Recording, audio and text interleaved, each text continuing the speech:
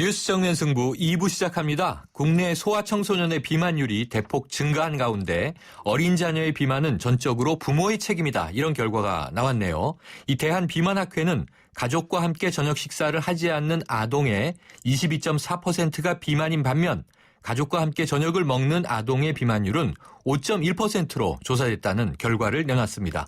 부모의 생활 습관이 자녀의 비만에 미치는 영향을 분석한 최초의 연구 결과라고 합니다. 잠시 후에 자세하게 알아보겠고요. 지난해 우크라이나 동부상공에서 격추된 말레이시아 항공 여객기가 러시아제 미사일에 맞았다는 결과가 나왔네요. 이어서 글로벌 정면 승부는 러시아로 가보겠습니다. 오늘 문자는 프로그램 들으시면서 생각나는 의견 자유롭게 보내주시고요. 문자 서비스 샵 0945로 보내주세요. 짧은 문자 50원, 긴 문자 100원에 정보 이용료가 있습니다. 정면 인터뷰 바로 시작하겠습니다. 대한비만학회 소아청소년 분과위원회 이사를 맡고 있는 정소정 건국대학교 소아청소년과 교수와 함께하겠습니다. 교수님 안녕하십니까? 안녕하십니까? 네, 이 우리나라 소아와 청소년의 비만율 어느 정도나 되나요? 네, 과체중 이상의 소아청소년이 5명 중 1명이라고 보시면 됩니다. 네. 네, 이제 고도 비만이 최근 문제가 되고 있는데요. 고등학생에서의 고도 비만은 2.5%까지도 보고되고 있습니다. 네, 그렇군요. 자, 과거에 저 어릴 때 보면 이 우량아 대회가 열리기도 했고 인기였습니다. 또 비만이라고 해도 어린아이들이 좀 이 살집이 있어야 좋다 이런 어른들 식견이 있었는데 소아비만 어떤 점이 위험하고 걱정되는 겁니까? 소아비만은 첫 번째로는 건강한 성장을 장애를 하게 되는 것이 가장 큰 문제가 되겠고요. 네. 그리고 성인 비만으로 이어져서 결국에는 질병 문제로 이어지게 된다는 거죠. 네. 우리가 이해를 해야 되는 것은 예전에 우량아 대회가 있었을 만큼 수십 년 전, 한 3, 40년 전까지만 해도 영양 결핍이 사회적으로 문제였습니다. 네. 그런데 급격하게 사회 환경이 잘 사라지게 되면서 먹거리는 풍부해지고 움직이는 환경은 안 움직여도 되는 그런 환경이 제공되게 되었지요. 네. 그래서 수십 년 동안 키와 체중에 변화가 오게 되었는데 키는 일정 수준 이상으로는 더 이상 자라지 않는 반면에 체중은 계속 증가하고 있는 그런 상황입니다. 그렇군요. 자, 요즘에 이런 현상들이 좀 문제 아닌가 싶은데요. 맞벌이 하는 부모님들이 참 많으시죠. 그래서 네. 이 혼밥이라고 들었는데 집에서 혼자 밥을 먹는 걸 혼밥, 그죠?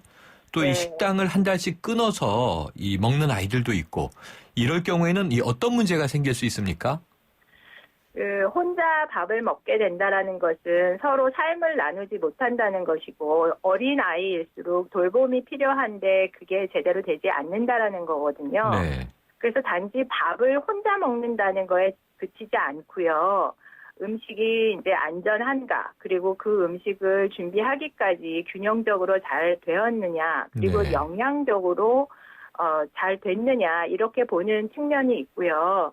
준비된 밥을 먹었느냐 아니면 내가 길거리 음식을 그냥 먹고 가당 음료와 함께 그냥 때웠느냐 이거에 따라서 네. 굉장히 차이를 보이게 됩니다.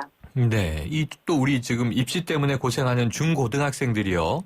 네. 저녁에 학원을 다니다 보니까 편의점에서 뭐 라면 컵라면, 삼각김밥 이런 거 먹고요.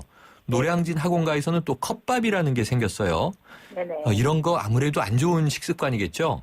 일단 간편하게 최대한 빨리 먹을 수 있는 음식들인데요. 저희가 영양소를 당질, 단백질, 지방 이렇게 나눴을 때 네. 당질과 지방의 공급에 치중을 하게 됩니다. 그리고 거기다 야식으로 무슨 치킨이나 이렇게 콜라랑 먹게 되면 지나치게 당질, 지방질은 많은, 에너지는 많으면서 영양소는 불균형을 초래하게 되죠. 네. 자, 이거는 조금 이제 영양과는 다른 의미일 수 있겠는데요. 우리가 밥상머리 교육이 중요하다. 이런 이야기 많이 하지 않습니까? 네, 참 많이 이제 듣는 이야기인데 밥을 같이 먹는다는 것 어떤 의미라고 보십니까?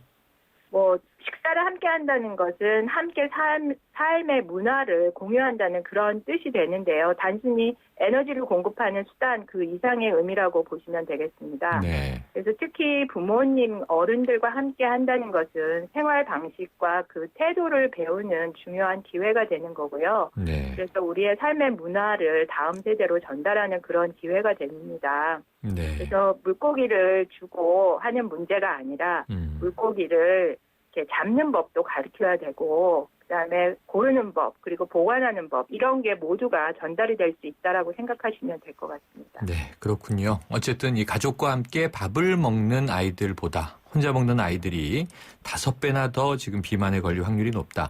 이 비만이 흔히 좀 유전의 영향이 큰 걸로 알고 있는데 그거는 아닌가요?